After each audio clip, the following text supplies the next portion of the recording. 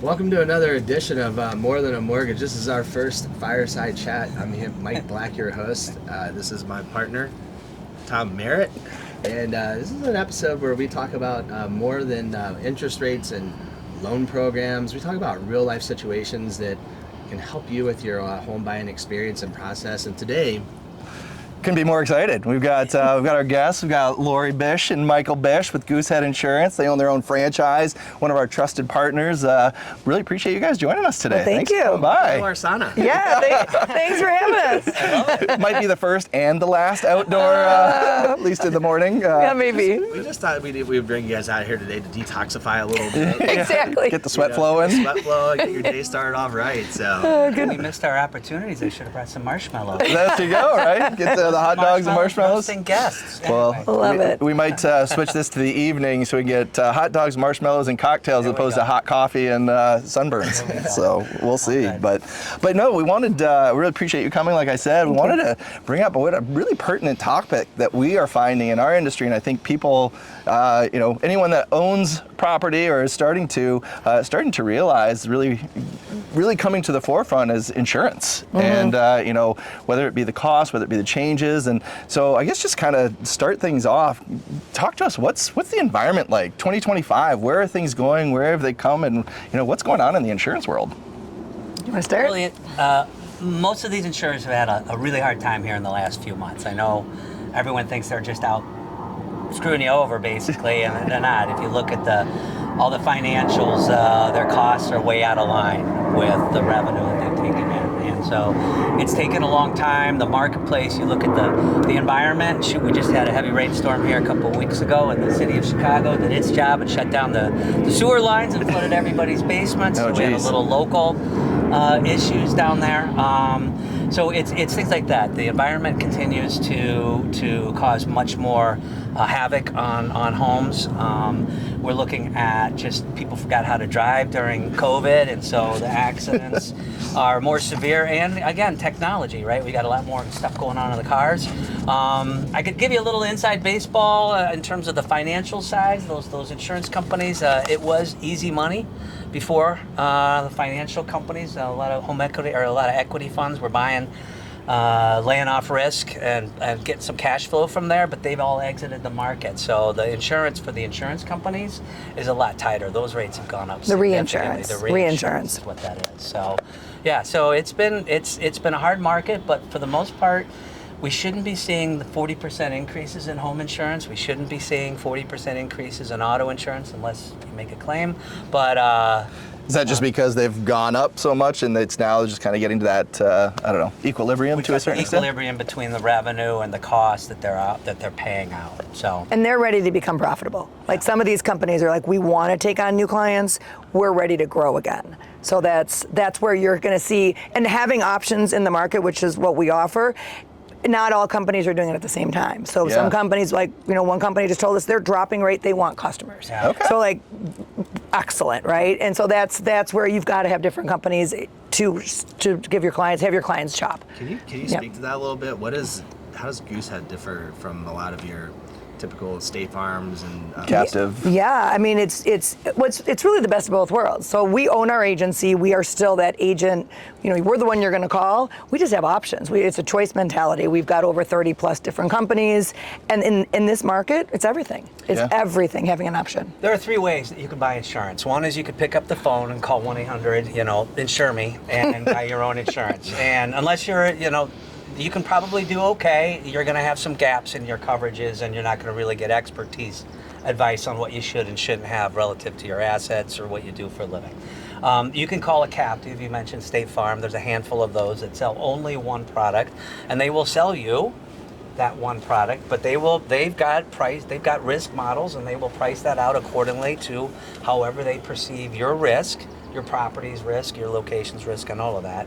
Or there's independents like us who have multiple carriers. We happen to have a lot of independent insurance agents, insurance companies, so we can better match you and your home with the risk and the company that wants to write you, and therefore you're going to get the best premium relative to what you are. That's the kind of the difference that we're bringing there. It sounds very familiar with our model. It's, I think that's why we team up with. That's why we work together. That's right. It's more the helping people understand what the options are, what may be the best fit for them and why, and then helping them obviously match it up so that they can obviously accomplish whatever that goal is. And at least with us, it's purchasing a home, whether it be a condo or a single family. And just making the process less overwhelming. When you introduce your clients to us, they have a list of a lot of things to do to get that home, to get to the closing table. And so if we can just take that off their hands, help them with it, explain it, and then just say, hey, we're going to help you get cleared to close, that's all they want to hear. Great. Check that box. Let's get to the closing table and get the keys. Absolutely. So I had a question, because we've been seeing it more and more in our world, is what's going on? The condos are getting more and more challenging, and I think lenders are starting to get more and more like picky about the types of policies that they're receiving, and the, how much how much you're leaving out or including and all that other stuff that we see. What are you seeing in the condo space right now as far as challenges with insuring? I just think their costs a lot more. I think the mentality of it's going to cost $600 a year for my condo policy is gone. Like there are very few. We've done with both Michael and I have had a couple of this last week. We're like, you are one of many. One of few. Sorry, take it and run. They just cost a lot more. And I think the risk factor in that building, awesome. Like if there's a lot of claims, a lot of theft, a lot of whatever, the neighborhood, it can cost a lot more, just particularly for that building. So you can't just say you're all going to be about $700. No, it's probably more like $1,200 a year and over. If you are a duplex down, you're in that lower level, you definitely want water backup coverage, and that's going to be expensive. And then some people these condos are not your typical condo anymore. They're 2,600 square feet homes in a building, right? And so it's not your 900 square foot like small little condo. It's a big deal, and so there's a lot more to cover. Taking that one step further, and it's interesting because, again, from general population perspective, it's like, so are you insuring me, or are you insuring the condo, or even the single family? Like, what are you looking at? Are you looking at the individual, or are you looking at the building? And, obviously taking it one step further, claims histories and things of that nature. How does that all play into it, and what are you looking at? That's a great question. And really, every insurance policy is insuring three things. Number one, it's insuring the physical asset, whether it's the automobile or whether it's your home. That's the physical asset. Number two is it's insuring your things, right? Your personal property. And those are the ones that everybody is fighting about on the pricing. The one that nobody really talks about is the liability, and that's kind of you. That's your earnings, that's your savings, the equity, right? I can't really touch the equity, but I have the equity in my home.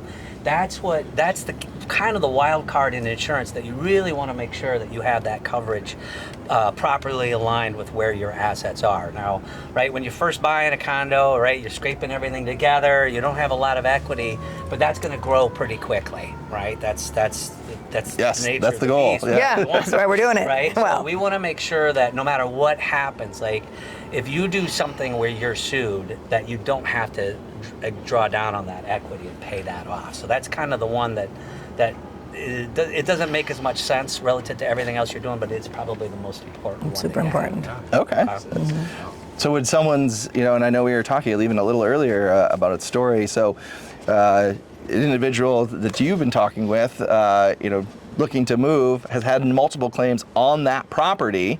So that will follow them, but it also will stay with the property potentially as well when the seller or the buyer tries to buy that. Is that accurate? And that gets back to the business, right? Where the insurance companies, not all of them, but many of them now are taking a look at what's been going on with the properties. And condos, if we see a condominium, a 40-unit building, some of these older condos in the city of Chicago, and there are 20 water claims, there's an issue. The company's going to say, we're not going to write business in there because we're most likely going to pay out on that. Not every company's looking at that. So water is a big one that if that shows up on the report, And we're really only looking back 3 to 5 years on the carrier. So if you had a water in your basement 10 years ago, that's not good. That's not going to kill you. Yeah. But that's what they're doing. They're When you say water, is that like water? Is that water coming in the building, or is that like a dishwasher like overflowed and was a claim? Is that the? Well, that's a great question, because the problem is, in many of the clue reports, it doesn't tell you what it is. So the way what insurance companies are doing is a blanket statement. If it's not weather related, if it's weather related, we're going to be okay with it in most cases. If it's not weather related, the problem is they don't know if it's been fixed. Yeah. So whether it's a dishwasher, a pipe burst, upstairs neighbor, like we don't know, and so it. So I can comment. I got one right now that we're working on. Okay. And it's the deductible, it exceeds Fannie's cover, 5% of the coverage that they offer. So therefore, the building is considered non-warrantable as a result. How hard is that? Like, and it was all personal water issues that the individual unit owners claimed. So how hard is that to go back and get that deductible reduced? Is that a hard thing to do? on the commercial policy there? Yeah. On the master. Yeah. They can. We also sell the master policies, and it's another market that's just shrinking. Nobody wants to be in it, but we've got companies that want that business. You can have a lower deductible. If you can go back and ask them, no, now that claim is, for that claim, no. But going forward, depending on the company, if they don't offer it, there are companies that do. Okay. And then just to clarify, there are 2 policies. The condo insurance world's a little bit of the Wild West, right? There's 2 policies that insure your unit at the condominium. There's the master policy, which does the building, right? The foundation, the walls, Exterior, the roof, and then the mechanicals coming into your property. Yep. And then there's your unit itself. That's your unit. Walls on that in. master policy, and we see this on the bigger ones downtown. They're trying to hold down that renewal cost of the insurance, because part of your HOA fee is buying that master policy. So to hold that renewal down, and if you've had a lot of claims, your premium is going to be high, they're going to raise the deductible. So we do have to make sure we have some coverages on there to cover that deductible if it falls on you. But that's where the board is saying we want to save money. We don't want to raise the condo monthly fee The to dues. pay for that. Yeah. So now the owners can't sell because they're over the threshold, so they're going to have to recalibrate. Yeah, no, absolutely. And Yeah. that's exactly what we're Yeah. doing right now. Yeah. So It's hard to explain that to a condo association that's never had that issue before. Well, it's very, and to take that, no, I'm dealing with a client who she wants to sell her unit, and then somebody wants to buy the unit, but there's no flood insurance on the master policy. So you can't get enough flood insurance for the condo policy herself. So that master policy has to add flood insurance, and they don't have it. And it's like no one's going to be able to buy and sell until they do. So it's just become a big issue in this building. So what advice for home buyers or just people in general when they're out looking at property? I don't mean this the wrong way, but no one's Right. thinking of insurance. They're thinking that Of I course love the not. bedrooms, I love Right. the rooftop deck, Yeah. this is a great place to live. What are some tips or some of the things that you could pass along, at least for potential I guess both buyers and sellers, Yeah. and maybe even lenders and Yeah. real estate agents that you would give to them as they start the process of looking to purchase and or sell? So I'll share a couple of things. First, roofs are a problem in homes. A big. I mean, if it's over 15 years now. It used to be like in the last year it was over 10, but now over 15, some companies won't write it. Over 20, 25, if you're selling your home, you're going to need to put a new roof on. It is going to hurt you. It's going to hurt your sale. It's going to hurt your sale. So that's a big thing. Hurt your sale yeah. because the buyer will have issues getting insurance? Correct. Okay. Correct. So to that point, a lot of the realtors that we work with will give us a call when they want to go under contract. Is this home insurable? Yes. And we get this sort of so we've got to run some numbers. We've got to run some numbers with them. But basically, we want to get to that clue report, which says, number one, are there any claims here? Is that going to be an issue? And then number two, if it is, let's say it's a 25-year-old roof, do we have any companies that will write it? And if we can say, hey, we've got a policy, we can write it, then go put your offer in, because somebody's going to have insurance for it. Yeah, you'll be able to So make it it's one of happen. those where that's just an area that our realtors will lean on us. So what I hear you saying is, again, maybe if it's questionable, it's not newer construction, have you incorporated earlier in the process than 2 weeks before closing, hey, I need insurance, so that you can obviously help navigate, even maybe save either a seller and or a buyer some heartache with respect to whether it be the cost or even just the insurability. Correct.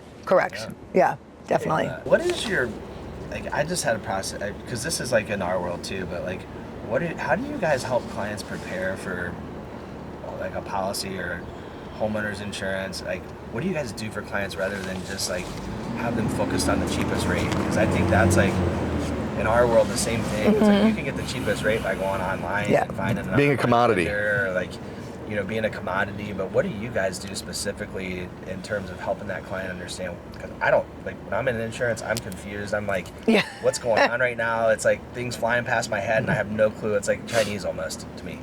Yeah. Well, it's because the contracts are in Chinese. I've actually read them. They don't want you to understand. You'll be bilingual. Nobody ever looks at them. That's the problem. Yeah. I agree. I consent. Well, I'll speak to kind of our process is once we get normally an email introduction, we reach out to the client, we have a conversation. We gather a lot of information, and it isn't just, some people will say, hey, send us a quote.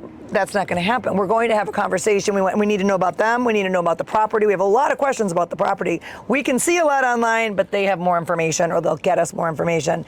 And then we'll put it all on our radar, and we do a lot of work on that. What's going to be the best place for them, which Michael talked about before.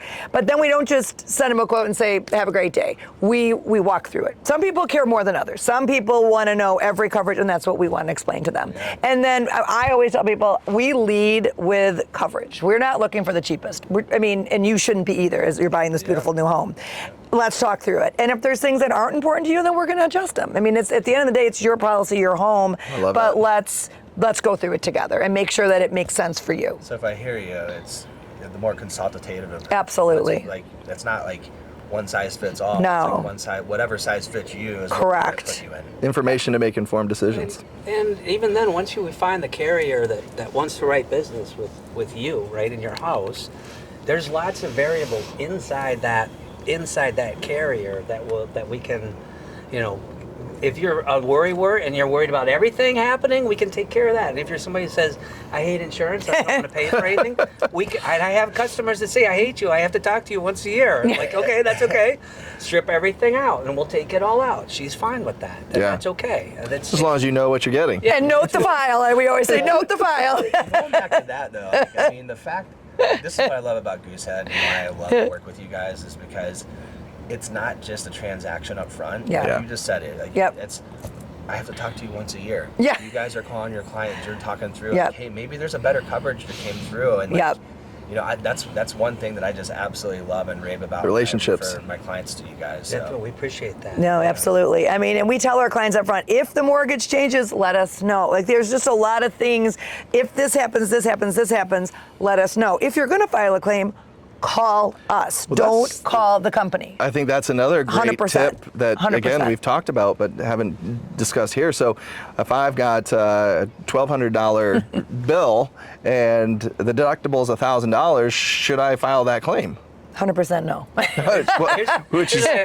I always say, look, first of all, get an estimate before figuring out whether you should call a claim. Get an estimate. What's it going to cost to fix? Obviously, if your house is burning down, call and get everybody a deal and get going. But if it's a minor thing, get the estimate. And then I always say, it's about double your deductible is about where it makes sense to file a claim, right? If you have $1,000 deductible, $2,000 and above, it starts to make sense, and that's only because, right, it's going against your record, and you're only getting less than your deductible back, right? Yeah. Now, insurance is there to be used, so if you need that $200, then you need that $200, and we'll deal with the consequences at renewal. But we're looking at higher rates potentially being dropped, as well as and having a hard time finding another policy. We've come to a very hard market where the insurance companies are taking a very hard look at the claims that you've made, the number, the type, the dollar volume. All of those are being counted. Each one looks at it differently. So 3 $0 claims could mean you're not writing with some really well-known carriers who give great coverage and great service. You might have to go to a second-tier carrier. And just to like the $0 claim means you've called the insurance company, they've started a claim on your behalf, and then found out it wasn't, either it's below the deductible or it doesn't qualify for an insurance. It's not, just because your refrigerator went out, it doesn't mean the insurance company is going to buy you a new refrigerator. But you called and made a claim, so now. But you talk to them. If you say, I'm thinking about making a claim, I may have a loss, is this covered? that goes boom, down. It's on your record, and you instantly. cannot Don't get it do off on a home. On the auto, it's a little different. You can get that off. It's not a big deal. On the home, it's on there. So what you're saying is they should call us then and ask that question. It's not a claim at that point. Yeah, call somebody, but don't call the insurance company. Call us. We have people. We've got our VIPs on speed dial. Somebody that needs to get out to your house to, water is a big deal. Water, you want to take care of it instantly. So we've got people if our clients don't. But that's why we say call us, and it's typically evenings, weekends, and holidays. That's just Murphy's The way Law. it works. Yeah, it's just the way it works. But we will pick up, and if they call once, I'm like, maybe not. Then I just tell them, text me and say it's urgent. We're going to call you back. No, that's, again, the relationship, and obviously having that personal as opposed to the 1-800 number. Or it's just not something you want to deal with. No, not when things go wrong. Because on a Sunday, no one's calling you back. That's crazy. Good information today, guys. Yeah, anything we didn't cover, like any tips, any advice, whether it's working with, again, first-time home buyers, move-up buyers, lenders and or real estate agents or any others, is there anything that tips, things to note that might be pertinent? I think the insurance companies are moving much more towards a shared responsibility concept. So be prepared for higher deductibles, a willingness to do higher deductibles if you can afford it. Be prepared to bundle, right? Try to leverage everything that you have to try to get the best premium. Doesn't always mean there's lots of insurance companies that only do home or only do auto, so they want to compete too. So they are offering attractive businesses, but just technology, right? How can technology help you lower your insurance rates? Security systems, water sensors, using on your phone. Are these things we should be telling the insurance company that we've got and that we're using? Yeah, or is have them. If you have them, let us know. We'll make sure you have it on the policy. That you get that discount. They're offering discounts. You won't go to Tahiti on the discount. No, they're not huge. They'll give you a little bit of a break. Get a Starbucks and. Yeah, but they like water. If you have a home security system, add the water component, meaning that if there's a water, it's like a water alarm. It tells you there's water in your basement. Yeah. It shuts things off. It's a big one, and it doesn't cost a lot. If you already are getting a home, we don't sell home security, but if you are getting an alarm system, it's a simple add-on. So definitely add it. And I think for the lenders out there, it's important to just know what things are doing today, because we absolutely tend, or not me, but others out there will tend to underestimate that. And the last thing you want is go under contract and have sticker shock because the insurance is twice as much as you were talking. They may not qualify. There are some times when. And it's individual, and everybody's got an insurance score, and nobody knows exactly what piece is affecting it, but it is what it is. It is what it is, and credit does pay into it. We don't do a hard pull on the insurance side, but if somebody has an issue with credit and everything else looks great, sometimes that's the one that's pushing the insurance pricing up. Yeah. And we don't know that, nor are we going to tell them that's what it is, but if sometimes it becomes obvious. Sure. Yeah. Well, I think that was our call right there. Yeah, right. They're coming for us. We gotta go. That's the hook. Time to leave. You guys are great. If you guys have not had a chance to work with good insurance agents in the past, and you're that person that gets on the phone and cringes that you're talking to your insurance agent once a year, fear no more. We've got absolutely. Great to talk to and work Thank with. you. So, final thoughts? Any last words, guys? Yeah, I guess just follow us. We're a hashtag Team Bish, so we're also on Facebook, Instagram. We don't have a YouTube yet, but check us out, and we're here to help. We are local in Old Irving Park, so easy to find. And we are More Than a Mortgage, so if you guys have any comments, questions, please let us know what you thought of Laurie and Michael today. We really appreciate you joining us. Follow us on Instagram, Facebook, our YouTube, More Than a Mortgage YouTube channel. But I'm Mike Black. I'm Tom Merritt. We are More Than a Mortgage. Woo! Good job, guys.